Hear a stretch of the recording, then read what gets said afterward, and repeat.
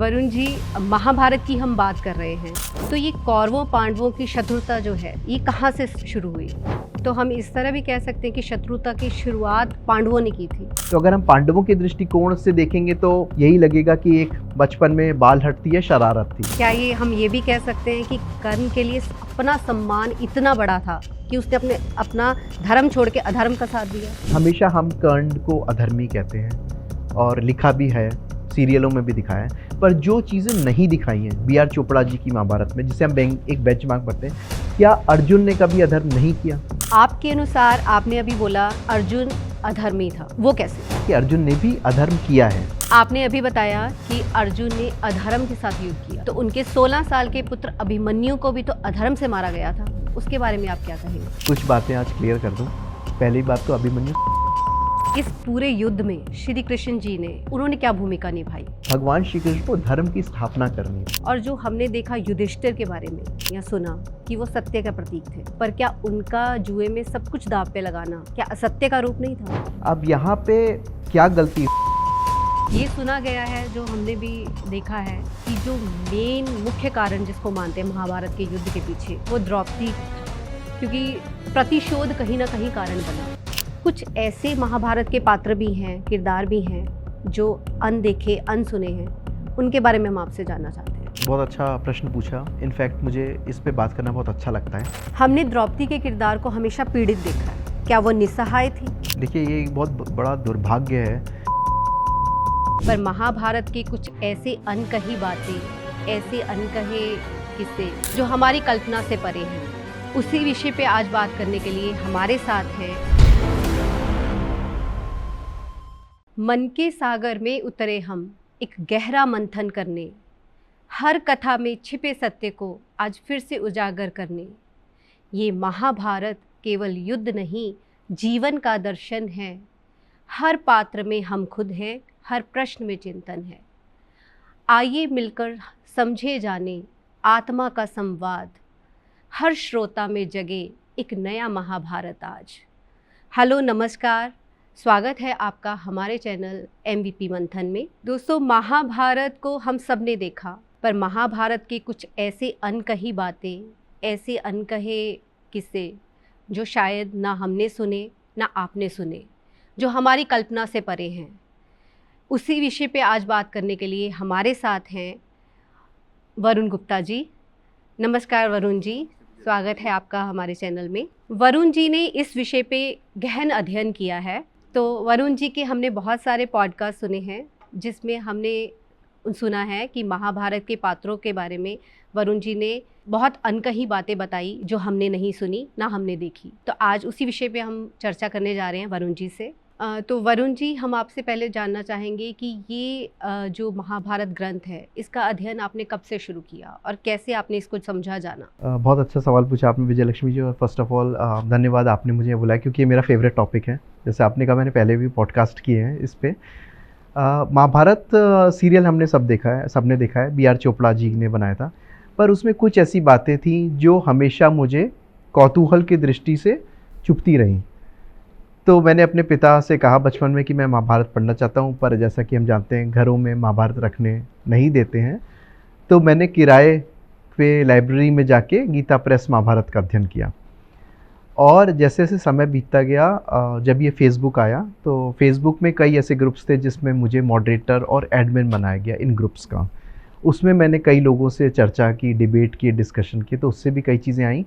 और फाइनली कुछ ऐसे वर्जन्स महाभारत के आए जिस पे आज हम बात करने की कोशिश करेंगे, जिन्होंने काफ़ी चीज़ों को खोल के सच को उजागर किया। वरुण जी, महाभारत की हम बात कर रहे हैं, तो महाभारत ग्रंथ, इसका नाम महाभारत कैसे पड़ा? बहुत अच्छा सवाल पूछा आपने। वेद व्यास जी ने जब ये गणेश जी को लिखवाई है, तो उनके दिमाग में ये जय संहिता के नाम से शुरुआत हुई थी कि अधर्म पे धर्म की विजय। पर जैसे जैसे जब वो बोलते गए, तो ये ग्रंथ या महाकाव्य इतना विशाल होता रहा कि इसको कहीं ना कहीं उन्हें एक महा वर्ड लगाना ही पड़ा। अब ये महाजय संहिता तो कुछ नहीं सही लगता, तो इसके कई कारणवश ये महाभारत पे नाम रखा गया। पहला तो ये भरत वंशियों की कहानी है, इस वजह से भरत से भारत हुआ। दूसरा, अधर्म पे जब धर्म की विजय हुई तो एक महान भारत का निर्माण हुआ युधिष्ठिर के नेतृत्व में, और इसीलिए इसको हमने महान भारत के नाम से लिया। पर क्योंकि श्लोक जुड़ते रहे और ये एक महाकाव्य बन गया, इसलिए इसको महाभारत के नाम से जानते हैं। और महाभारत जो है वो कौरवों और पांडवों के युद्ध की कहानी है। तो ये कौरवों पांडवों की शत्रुता जो है ये कहाँ से शुरू हुई? देखिए, ये बताना तो बहुत मुश्किल है कि कहाँ से शुरुआत हुई, पर जितना मैंने बोरी क्रिटिकल एडिशन में पढ़ा है वो मैं आज आपसे साक्षात्कार उसका करता हूँ। हम ये सब जानते हैं कि द्रोणाचार्य के गुरुकुल में कौरव और पांडव साथ में ही पढ़ते थे। वहाँ पे भीम जो थे, जब ये सब बालक थे तो भीम ने कौरवों को काफ़ी परेशान करना शुरू किया। भीम वॉज अ बुली। अपनी हाइट, फिजिकल पावर और वेट के वजह से ये कौरवों को काफ़ी त्रास देते थे। जैसे कौरवों की हड्डी तोड़ना, कौरवों को पानी में डुबोना, कौरवों की चीज़ों को गायब कर देना। अब क्योंकि दुर्योधन या अन्य कौरव इनसे फिजिकल एबिलिटी में नहीं जीत पाते थे, तो कहीं ना कहीं वो चीज़ दुर्योधन के मन में घर कर गई। और उसके बाद जब युवा अवस्था में जब ये वापस आए तो Shakuni was another driving factor. Shakuni मामा हम सब जानते हैं, उन्होंने और उस चीज़ को, चिंगारी को आग दे दी। अब क्योंकि गांधारी जी ने आंखों पे पट्टी बांधी हुई थी और धृतराष्ट्र अंध थे, तो एक बालक को या एक यूथ को सही डायरेक्शन या सही दिशा नहीं मिल पाई, और उनको जो भी दिशा मिली वो एक शकुनी मामा से ही मिली। तो ये एक चिंगारी, एक ज्वाला की तरह उनके मन में प्रज्वलित हो गई। तो हम इस तरह भी कह सकते हैं कि शत्रुता की शुरुआत पांडवों ने की थी, जैसे आप कह रहे हैं कि स्टार्ट उनसे हुआ था। हाँ, ये एक पर्सपेक्टिव है, बोरी सी में साफ लिखा है। पर क्योंकि बचपन में अलग अनदर पर्सपेक्टिव ये कि बचपन में बालक शरारत करते ही हैं, तो कौन उसको किस नज़र से देख ले और उस चीज़ को कहाँ तक ले जाए, वो सामने वाले की मानसिकता पे भी निर्भर करता है। तो अगर हम पांडवों के दृष्टिकोण से देखेंगे तो यही लगेगा कि एक बचपन में बाल हटती है, शरारत थी। दुर्योधन के दृष्टिकोण से देखेंगे तो ऐसा लगेगा क्योंकि आपने मेरे साथ ऐसा किया और मैं उस समय आपको वो फल नहीं दे पाया। जैसे हम कहते हैं every action has equal reaction, वो रिएक्शन नहीं आ पाए तो वो मन में बात बस गई। तो जब भी वो अवसर मिला है दुर्योधन को, चाहे लाक्षागृह हो, चाहे द्रुत कीड़ा हो, दुर्योधन ने उसे भर भर के बाहर निकाला है और पूरी शत्रुता पांडवों के साथ निभाई है। तो महाभारत के एक ऐसे पात्र हैं, ऐसे योद्धा हैं कर्ण, जिसकी हम बात करते हैं, उनके बारे में कहा जाता है, जो हमने देखा भी है कि उन्होंने अधर्म का साथ दिया। उसके बारे में आप हमें बताएं। जैसे मैंने पहले भी कहा कि धर्म अधर्म ना हर आदमी का एक दृष्टिकोण है। हर आदमी की सोच, आध्यात्मिक शक्ति और उसको कैसी गाइडेंस दी जा रही है, उसके बेसिस पे वो डिसाइड करता है कि अधर्म या धर्म। अगर हम थोड़ा सा पीछे चलें तो रंगभूमि में कर्ण प्रतिस्पर्धा चाहते थे, जो कि उनको चांस नहीं मिल पा रहा था, क्योंकि कृपाचार्य ने वहाँ पे साफ कहा है कि राजपुत्रों को ही अनुमति है कि रंगभूमि में वो कौशल दिखाएं। कर्ण ने ये इस बात को नहीं माना, क्योंकि कर्ण का कहना था कि आप फिर सर्वश्रेष्ठ धनुर्धर अर्जुन को मत बोलिए। अगर आप सर्वश्रेष्ठ बोलेंगे तो एक कॉम्पिटिशन स्टार्ट होगा, और कॉम्पिटिशन होगा तो आपको सबको इक्वल चांस देना पड़ेगा। अब वहाँ पे क्योंकि दुर्योधन ने कर्ण का साथ दिया और कर्ण को वहाँ पे अंग देश का राजा बनाया, वो एक पहचान दी जो उनको पहचान कभी मिली नहीं थी। जैसे हम सब जानते हैं कि सूत पुत्र के नाम से ही उनको जानते थे, उस दिन के बाद से वो अंग देश के राजा बने। तो वो एक मजबूरी कह लीजिए या एक कृतज्ञता कह लीजिए जो कि उनकी दुर्योधन के साथ जुड़ गई, क्योंकि दुर्योधन ने उनको एक वास्तविक पहचान दी। क्या ये हम ये भी कह सकते हैं कि कर्ण के लिए अपना सम्मान इतना बड़ा था कि उसने अपना धर्म छोड़ के अधर्म का साथ दिया? तो सम्मान ही था ना उसके लिए सबसे बड़ा सम्मान था। बिल्कुल, आप बिल्कुल सही कह रही हैं। और उसने उस चीज़ को कहीं ना कहीं कॉम्पनसेट भी किया है। अगर उसने अधर्म का साथ दिया है तो कहीं ना कहीं कुंती माता को ये वचन भी दिया है कि मैं आपके पुत्रों को नहीं मारूंगा, ताकि सामने वाले को भी वो इक्वल चांस दे सके। अब यहाँ पे एक प्रश्न उठता है, हमेशा हम कर्ण को अधर्मी कहते हैं और लिखा भी है, सीरियलों में भी दिखाया है, पर जो चीज़ें नहीं दिखाई हैं बी आर चोपड़ा जी की महाभारत में, जिसे हम एक बेंचमार्क पढ़ते हैं, क्या अर्जुन ने कभी अधर्म नहीं किया? क्या और पांडवों ने अधर्म नहीं किया? तो हम उन चीज़ों को छोड़ के हमेशा कर्ण या दुर्योधन के ही अधर्म को क्यों देखते हैं? क्योंकि सिक्के के तो दोनों पहलू हैं। आपके अनुसार, आपने अभी बोला कि अर्जुन अधर्मी था, वो कैसे? मैंने अर्जुन को अधर्मी नहीं बोला, मैं ये कह रहा हूँ कि अर्जुन ने भी अधर्म किया है और इसके कई लक्षण कह लीजिए या कई प्रूफ्स हमें महाभारत बोरी सीई में मिलते हैं। बोरी सीई भंडारकर इंस्टीट्यूट का एक इनिशिएटिव था, बोरी क्रिटिकल एडिशन के नाम से है। उसमें कई ऐसी जगह हमें अर्जुन का दोहरा चरित्र देखने को मिलता है। मैं आपको कुछ उदाहरण के तौर पे देना चाहूँगा। सबसे बड़ी बात, जब द्रौपदी का स्वयंवर हो रहा था तो ये पांचों पांडव ब्राह्मण बन के आए थे।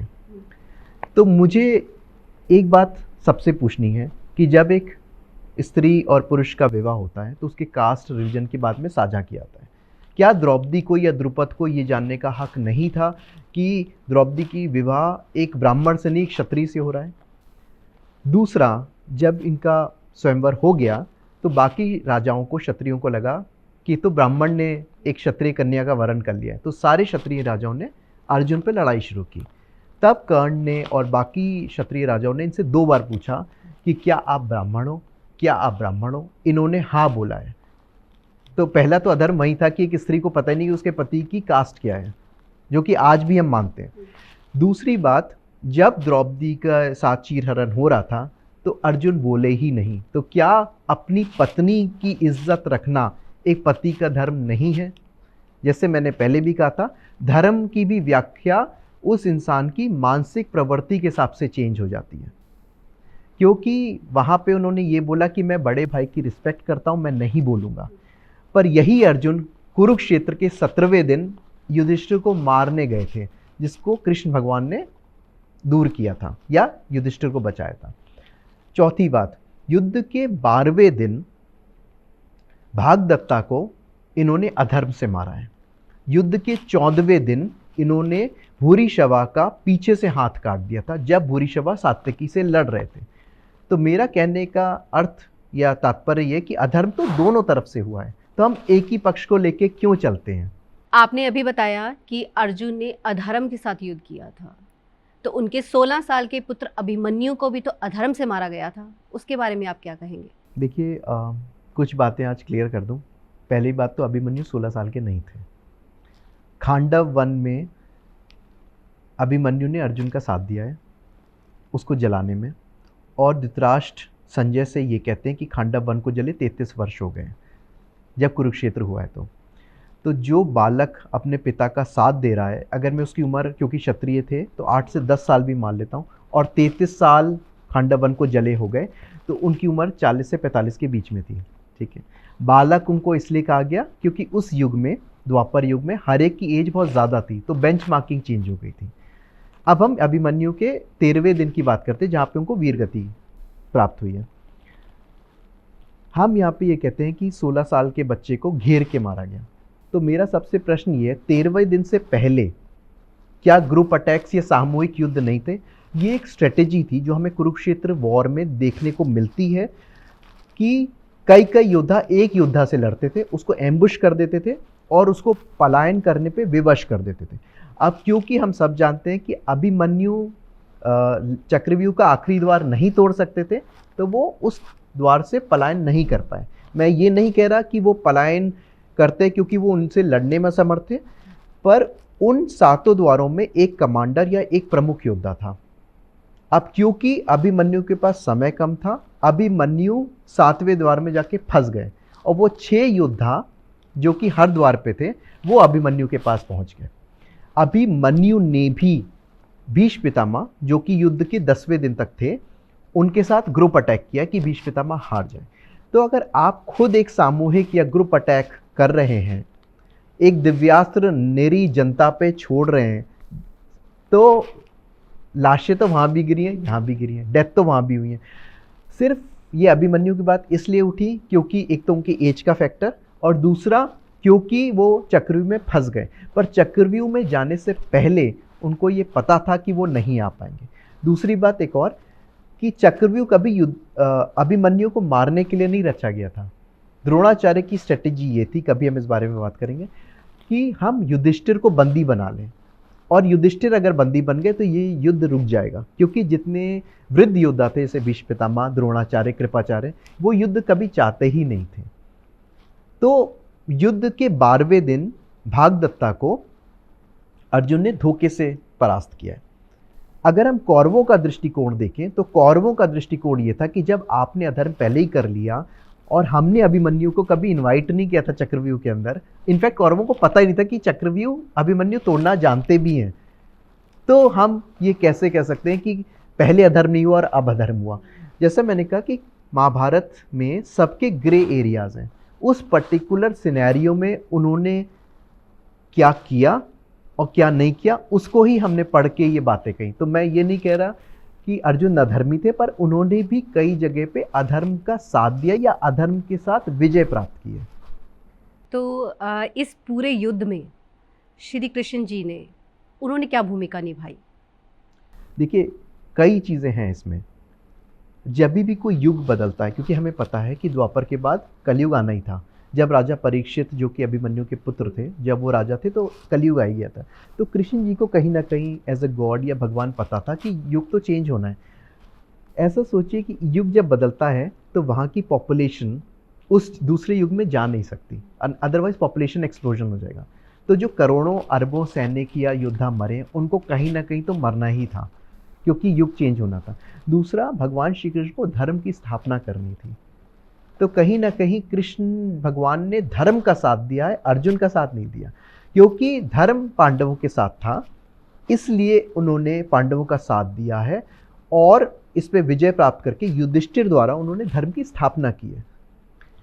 अब यहाँ पे श्री राम जी और श्री कृष्ण की स्ट्रेटजी डिफरेंट है। श्री राम जी ने लक्ष्मण जी को ब्रह्मास्त्र चलाने से मना किया है कई जगह पे, क्योंकि उन्होंने कहा कि अधर्म से युद्ध नहीं जीतो, पर वो युग अलग था, अधर्म दोनों तरफ से हो रहा था। तो श्री कृष्ण ने कहा, और ये बोरी सीई में साफ लिखा है कि जब युद्ध खत्म हो गया तो श्री कृष्ण ने सब पांडवों को कहा कि दिल छोटा मत करो, निराश मत हो। ये योद्धा जैसे भीष्म पितामह, द्रोणाचार्य, कर्ण, भूरिश्रवा, ये अधर्म के साथ ही आप इन पे जीत सकते थे, वरना आप जीत ही नहीं पाते। और अगर पांडव वहाँ जीत नहीं पाते तो भगवान का अवतार लेने का जो पर्पस था वो सॉल्व नहीं होता, क्योंकि जब भगवान अवतार लेते हैं तो हर चीज़ का एक डिवाइन पर्पस है, उन्हें धर्म की स्थापना करनी है। अब उसमें कर्ण जैसे योद्धा जो कि कहीं ना कहीं धर्म की तरफ आ सकते थे, वो नहीं आ पाए, और इसीलिए भगवान ने किया। अब कई जगह पे भगवान श्री कृष्ण ने अर्जुन को तीर चलाने को कहा है।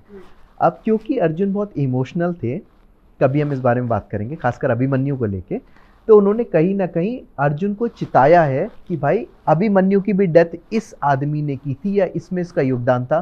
तो जब इन्होंने अभिमन्यु के मरने पे नहीं सोचा तो तुम इनको मारने पे क्यों सोच रहे हो? भगवान Shri Krishna was a driving factor and सूत्रधार। जैसे भगवान ने, राम जी ने अंगद को भेजा है शांति दूत बना के रावण के पास, ऐसे ही भगवान श्री कृष्ण खुद गए हैं शांति दूत बन के कि कहीं ना कहीं युद्ध रुक जाए।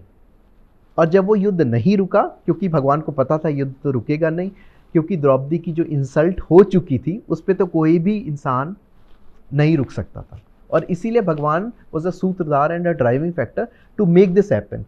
कृष्ण भगवान ने भागवत गीता में साफ लिखा है कि अर्जुन अगर तुम इन्हें नहीं मारोगे तो मैं तो इन सबको इनके प्रारब्ध में मार ही चुका हूँ। तो कृष्ण भगवान की ये भूमिका थी, और कृष्ण भगवान ने इस बारे में गांधारी से एक श्राप भी पाया है, जिसके बारे में हम कभी चर्चा करेंगे। हमने अभी आपसे जाना कि अर्जुन ने अधर्म का साथ दिया, और जो हमने देखा युधिष्ठिर के बारे में या सुना कि वो सत्य का प्रतीक थे, पर क्या उनका जुए में सब कुछ दांव पे लगाना क्या असत्य का रूप नहीं था? देखिए, युधिष्ठिर को जानने के लिए हमें उस समय क्षत्रिय धर्म को भी जानना जरूरी है। क्षत्रिय के लिए एक युद्ध और एक चौसर या द्यूत समान है। अगर कोई क्षत्रिय को युद्ध के लिए आमंत्रित करता है तो उसका युति पूर्वक सामना करना एक क्षत्रिय का धर्म है। ऐसे ही उन्हें द्यूत सभा में जब बुलाया गया तो कहीं ना कहीं वो भी एक क्षत्रिय सम्मान का प्रश्न था कि उन्हें द्यूत के लिए आना ही था। अब यहाँ पे क्या गलती हुई, और आज भी वो हमारे जीवन में हो सकती है, जब हम जुआ या ऐसा कुछ गैम्बलिंग करते हैं तो ऐसा चस्का लगता है खासकर हारने वाले को कि वो और दांव पे लगाता रहता है जीतने की चाह में। और यही युधिष्ठिर के साथ हुआ कि उसने जीतने की चाह में और चीज़ें लगाता गया कि मैं जीत लूँगा। अब वो जीत क्यों नहीं पाए, हम उस पर 1 मिनट की बात करते हैं। यहाँ पे एक मिसकंसेप्शन है कि शकुनी मामा ने इसकी हड्डी के चूरे बनाए थे, उसकी हड्डी शमशान में बनाई थी, सब कुछ नहीं हुआ है। बोरी सी में ऐसा कुछ नहीं लिखा है। शकुनी वॉज इल्यूजनिस्ट, हाथ की सफाई। अब मैं ऐसा क्यों कह रहा हूँ, क्योंकि महाभारत में दिखाया भी है और लिखा भी है कि शकुनी ने कपट किया था। अब कपट आप द्यूत में क्या कर सकते हो, सिर्फ पासों पे ही कुछ भी आप करके वही एक कपट आप कर सकते हो। तो शकुनी ने वहां पे हाथ की सफाई से लोगों को भ्रम में डाल दिया कि वहां पे 12 आता नहीं था, पर वो दिखता था कि 12 आ गया, और वो झट से कह देता था ये लो मेरा दांव हो गया, और वो पासे उठा लेता था। अब सभा में बैठे जो वृद्ध योद्धा थे, जो उस द्यूत से बाहर थे, उनको तो नहीं दिख रहा था, सिर्फ पांडवों को दिखता था। अब इसमें गलती कहीं ना कहीं युधिष्ठिर से ये हो गई कि उन्होंने जीतने की चाह में अपने भाइयों को दांव पे लगाया और उसके बाद अपनी पत्नी को लगाया। कभी भी आपने सही कहा, दुर्योधन ने अपनी पत्नी भानुमति को दांव पे नहीं लगाया। अब यहां पे जब उन्होंने अपनी पत्नी तक को दांव पे लगा दिया, और एक चीज और आज क्लियर कर दूं कि युधिष्ठिर को कोई फोर्स नहीं किया गया था कि उसके गले पे तलवार लगा दी हो या वो छोटा बच्चा हो कि तुम्हें अपनी पत्नी या राज या जो भी ये दांव पे लगाना है। उन्होंने अपनी मर्जी से लगाया, क्योंकि युधिष्ठिर के अंदर वो कहीं ना कहीं एक वीक पॉइंट था।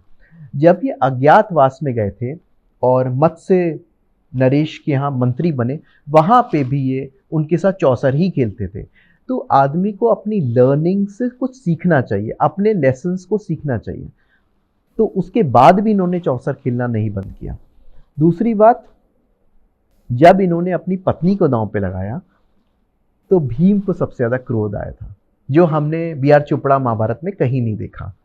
पर ये बोरी हो चाहे गीता प्रेस हो, साफ लिखा है कि चारों पांडवों में से सिर्फ भीम को क्रोध आया था कि आप ये क्या कर रहे हैं। पर अर्जुन ने वहां पे भीम को रोक दिया कि बड़े भाई हैं, आप बीच में मत बोलिए। अब मैं इसीलिए कहता हूं कि कहीं ना कहीं यहाँ पे अर्जुन के दोहरा चरित्र था, क्योंकि उसने अपनी पत्नी के सम्मान के लिए ना खुद बोला और जो बोला था उसको भी रोक दिया। तो ये कह सकते हैं कि अर्जुन के लिए भाई का सम्मान ज़्यादा ऊपर था अपनी पत्नी के सम्मान से। उस समय तो था, पर युद्ध के 17वें दिन उसकी पर्सनल ईगो या पर्सनल एरोगेंस सामने आई है। अगर मैं किसी की रिस्पेक्ट या आदर करता हूँ तो हमेशा ही करता हूँ। मैं अपनी पत्नी को छोड़ के अपने भाई का साथ दे रहा हूँ तो मैं हमेशा दूंगा, और उन्होंने दिया है।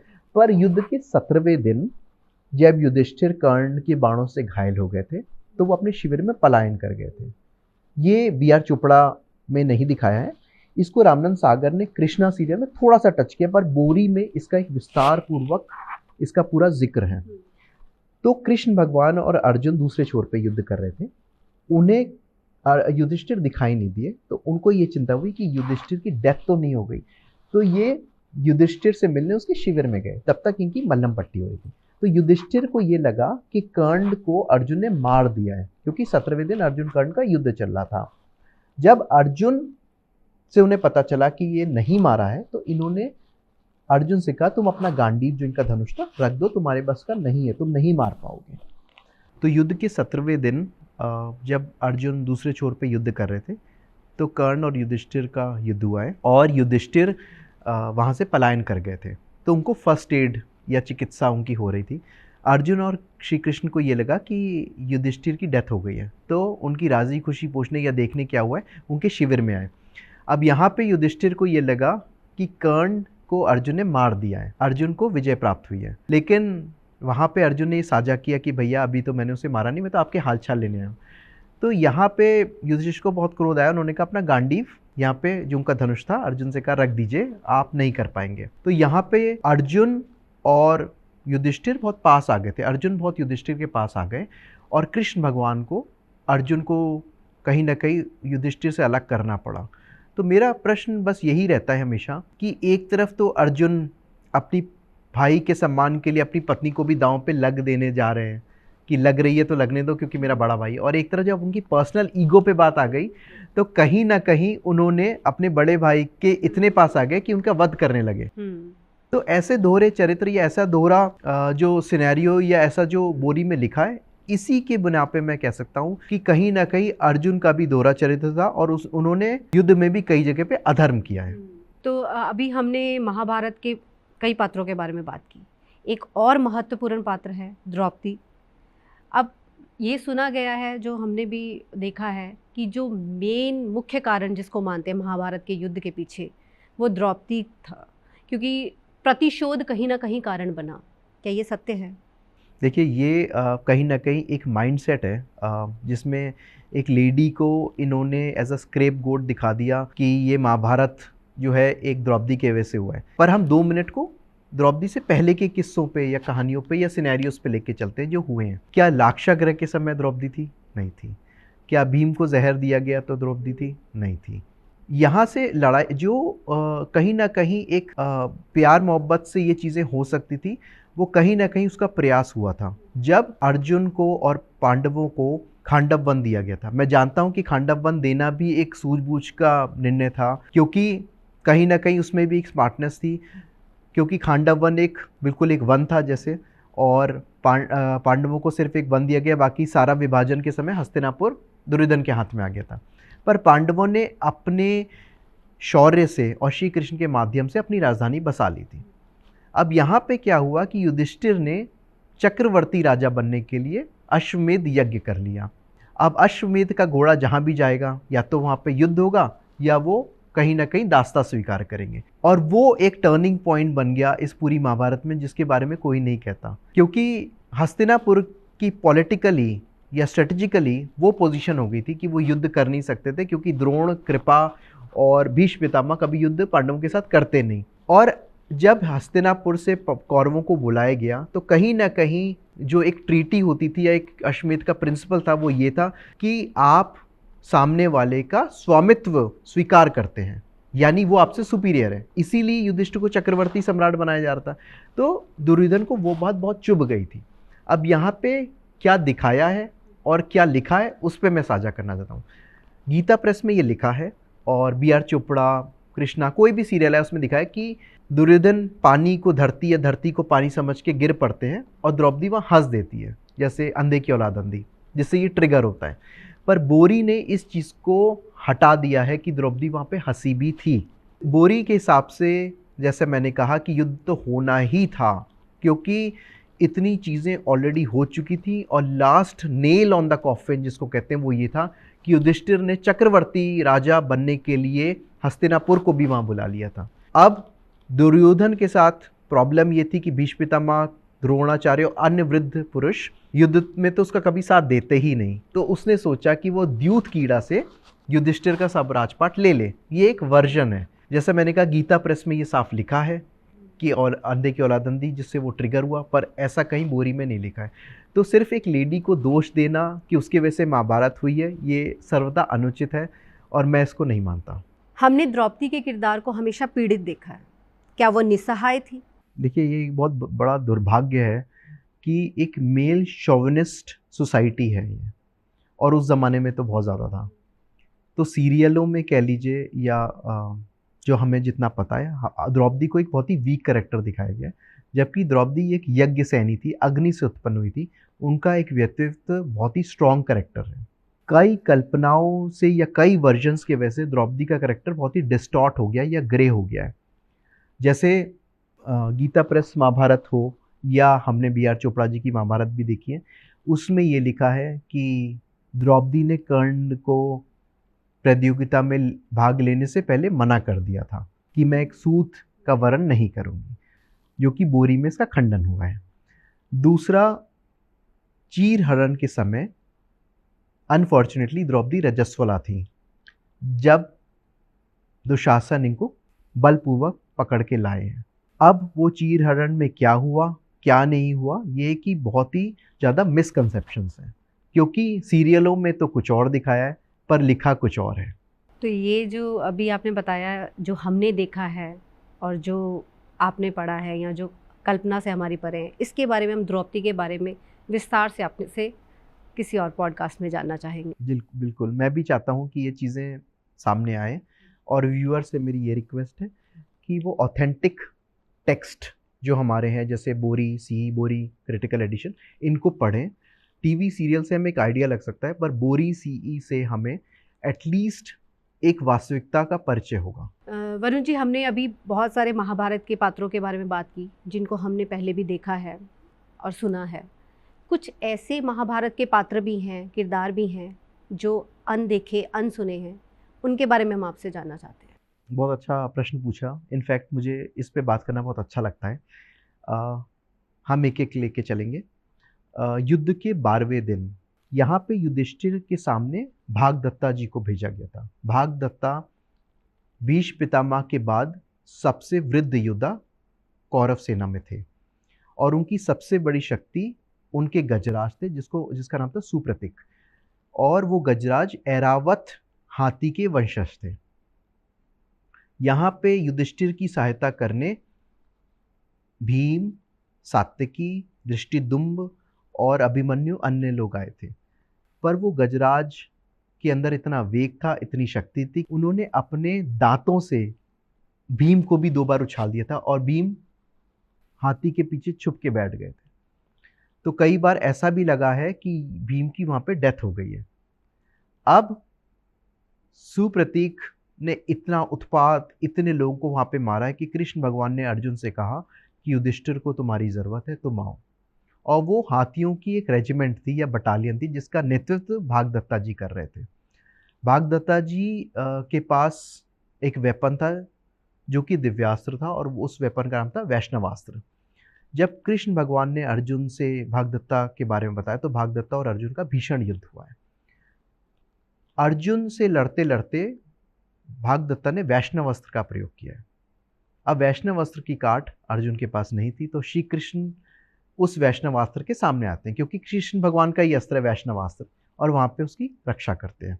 अब भागदत्ता का वो हाथी इतना बेकाबू हो गया था कि श्री कृष्ण को अर्जुन से ये कहना पड़ा कि हाथी के गले का हिस्सा में कवच नहीं है, बाकी पूरा कवच है, तो इस हिस्से पे तीर चलाओ। उस पे तीर चलाते ही वो हाथी बैठ गया, उसका दम निकल गया। लेकिन मरे हुए हाथी के ऊपर भी बैठ के भागदत्ता बहुत युद्ध कर रहे थे। अब श्री कृष्ण ने वहां पे अर्जुन को गाइड किया है कि भागदत्ता की इतनी झुर्रियां आ गई उम्र के हिसाब से, तो इनकी आंखें बंद हो जाती है ऐसे, लेकिन उन्होंने जो सर पे कपड़ा या पगड़ी बांधा तो इनकी आंखें ऐसी खुली रहती हैं, तो तुम इनका सबसे पहले वो कपड़ा काट दो। अब श्री कृष्ण के कहने पे अर्जुन ने वो कपड़ा काट दिया, जिससे भागदत्ता की आंखें बंद हो गई। जब ये इनकी आंखें बंद हो गई तो अर्जुन ने दूसरे तीर से उनका संहार कर दिया। अब जैसे मैंने पहले भी कहा था कि एक दृष्टिकोण है कि एक वृद्ध आदमी की आंख बंद करके आप उसका संहार कर रहे हो, तो क्या ये धर्म हुआ या अधर्म हुआ, ये मैं अपने ऑडियंस के ऊपर छोड़ता हूँ, लेकिन ये ऐसा 12वें दिन ऐसा हुआ है। एक और किरदार के बारे में हम लेके चलते हैं युद्ध के 14th डे पे, युद्ध के 14वें दिन। सब जानते हैं, जैसे हमने भी चर्चा की कि युद्ध के 13वें दिन अभिमन्यु की डेथ हुई थी, जहाँ पे अर्जुन ने ये सौगंध ली थी कि वो जयद्रथ को मारेंगे वरना अग्नि समाधि ले लेंगे। और कौरवों का उस दिन लक्ष्य ये था कि किसी न किसी तरह जयद्रथ को बचा लें ताकि अर्जुन ऑटोमेटिकली अग्नि समाधि ले लें। और पांडव सेना का ये मंतव्य था या ये स्ट्रेटजी थी कि वो सेना को साफ करते करते अर्जुन को फ्री पैसेज दे दे ताकि अर्जुन जयद्रथ के पास पहुंच जाए। अब यहाँ पे सबसे ज्यादा योगदान उस दिन सात्यकी का हुआ है, जो कि अर्जुन के शिष्य थे। मैं ये नहीं कहता कि औरों ने योगदान नहीं दिया, पर सात्यकी ने बहुत भीषण युद्ध किया अपने गुरु की रक्षा करने के लिए। अब यहाँ पे लड़ाई करते करते एक अन्य किरदार उभरा है जिसका नाम है भूरिश्रवा। भूरिश्रवा और सात्यकी के पिता, दादा, पूर्वजों की भी बहुत लड़ाई थी आपस में, तो उनकी एक फैमिली राइवलरी भी चल रही थी और उनके बीच में भीषण युद्ध हुआ। पहले तो तीर कमान सब चले हैं, दिव्यास्त्र चले हैं, उसके बाद तलवारबाजी हुई, और फाइनली जब सब अस्त्र शस्त्र टूट गए तो दोनों के बीच मल्ल युद्ध होने लगा और उसमें सात्यकी हल्के पड़ने लगे और भूरिश्रवा ने सात्यकी को अपनी काख में, मतलब अपनी भुजाओं में दबा दिया। तो अर्जुन को ऐसा लगा कि सात्यकी की यहाँ पे डेथ हो जाएगी। श्री कृष्ण ने भी कहा है, वहाँ पे लिखा भी है बोरी सीई में, गीता प्रेस में, कि सात्यकी बहुत ज़्यादा थकित हैं, थक चुके हैं, फैटीग आ चुकी है, तो कहीं ना कहीं हमें उसकी रक्षा करनी पड़ेगी। तो अर्जुन ने पीछे से भूरिश्रवा का बायां हाथ काट दिया। अब जब हाथ कट गया तो उनकी ग्रिप आज़ाद हो गई, जिसमें सात्यकी जो आज़ाद हो गए। यहाँ पे भूरिश्रवा और अर्जुन के बीच में बहुत उवाच्य कन्वर्सेशन है जिसमें काफ़ी बड़े बड़े चैप्टर्स भी हैं। भूरिश्रवा का ये कहना था कि आपने पीछे से मुझ निहत्थे को हाथ काटा है। अर्जुन का ये कहना था कि जब आप अभिमन्यु को मार रहे थे तो ये सब अधर्म धर्म कहाँ गया, जैसे आपने कहा। अब भूरिश्रवा ने वहाँ पे तीर बिछा के तीरों की कुशा बिछा ली और उन्होंने कहा अब आमरण में मेडिटेशन करूँगा। यहाँ पे एक चीज़ और बताऊँ कि पांडव सेना ने भी अर्जुन को धिक्कारा था कि इन्होंने अधर्म से इनका हाथ काट दिया, क्योंकि भूरिश्रवा बहुत बड़े धर्मात्मा थे। जब ये कुशा पे बैठ के ध्यान कर रहे थे तो सात्विकी ने पीछे से इनकी गर्दन को साफ कर दिया है, जैसे हमें पता है कि द्रोणाचार्य के साथ भी हुआ। तो भूरिश्रवा की वहाँ पे डेथ हो गई है, जिसे कृष्ण भगवान और अर्जुन दोनों ने सात्विकी को बहुत भला बुरा कहा है। कृष्ण भगवान ने इसकी खंडन किया, इसकी निंदा की है कि तुमने एक वृद्ध योद्धा जो कि मेडिटेशन करता उसकी गर्दन कर दी, उसको मार दिया। तो ये कुछ ऐसे कैरेक्टर्स हैं जो महाभारत में ना दिखाए गए, अनसुने अनकहे रह गए। महाभारत, जिसको हम धर्म युद्ध मानते हैं, इसमें निर्दोषों की हत्या क्यों हुई? जैसे कि वरुण जी ने हमें अभी कुछ पात्रों के बारे में बताया जो कि अनकहे अनसुने हैं, जैसे कि भागदत्त, अभिमन्यु और भूरिश्रवा। भूरिश्रवा जिनकी की मेडिटेशन करते हुए धोखे से हत्या की गई। ये सब कुछ जानने के लिए हम एक सीरीज़ बनाना चाह रहे हैं ताकि हमारे दर्शक इसके बारे में अच्छे से वास्तविकता को जान सके। तो मैं वरुण जी से रिक्वेस्ट करूंगी कि इस सीरीज़ में हमारे साथ बने रहें, हमें वास्तविकता का एक अनुभव करवाएं। बिल्कुल विजय लक्ष्मी जी, मेरा प्रयास यही रहेगा, लेकिन क्योंकि एक एक किरदार के बारे में बोलना, जानना और समझाने में इतना समय लग जाता है, तो शायद हम इस सीरीज़ में एक एक किरदार या एक एक कैरेक्टर के ऊपर ही हमें एक पूरा पॉडकास्ट करना पड़ेगा। जैसा कि हम हमेशा देखते हैं कि कर्ण और अर्जुन के बीच में हमेशा बहुत ज़्यादा घमासान युद्ध हुआ है, और कुछ पॉडकास्ट में अनफॉर्चुनेटली कर्ण के बारे में कुछ अनुचित बातें कही जाती हैं। तो मेरा प्रयास यही रहेगा, किसी कैरेक्टर का साथ ना देता हुए सच्चाई से सबकी परिचय कराएं, और ये भी हम कभी चर्चा करेंगे कि अर्जुन क्या कभी पलायन कर गए थे युद्ध के समय, क्या अर्जुन को भी कोई ना कोई दिक्कत का सामना करना पड़ा, या कभी ना कभी अर्जुन के हाथ से उनका गांडीव धनुष गिरा है, क्या अर्जुन के गांडीव की डोरियां कभी कटी हैं, कैसे कर्ण को विजय धनुष की प्राप्ति हुई, कर्ण के वो श्राप क्या थे जिसने कर्ण को बेबस कर दिया, कर्ण ने कवच कुंडल कब दान किए, क्योंकि मैं यहाँ ज़्यादा नहीं बोलूँगा, पर कर्ण के कवच कुंडल के दान की कहानी भी बी.आर. चोपड़ा महाभारत में पूरी तरह से या किसी भी सीरियल में पूरी तरह से नहीं दिखाई गई है। मेरा बस ये जनता से अनुरोध है कि हमें वो एक मौका दें और सच्चाई को स्वीकारें जो कि हमारे धर्म ग्रंथों में लिखी गई है। मुझे बहुत अच्छा लगा उन कैरेक्टर्स के बारे में बोलना और समझाना, और अगर किसी के बारे में, कोई कैरेक्टर के बारे में कोई जानना चाहता है तो प्लीज़ हमें ज़रूर कमेंट करें ताकि हम उसके बारे में और ज़्यादा विस्तृत चर्चा कर सकें। जय, थैंक यू।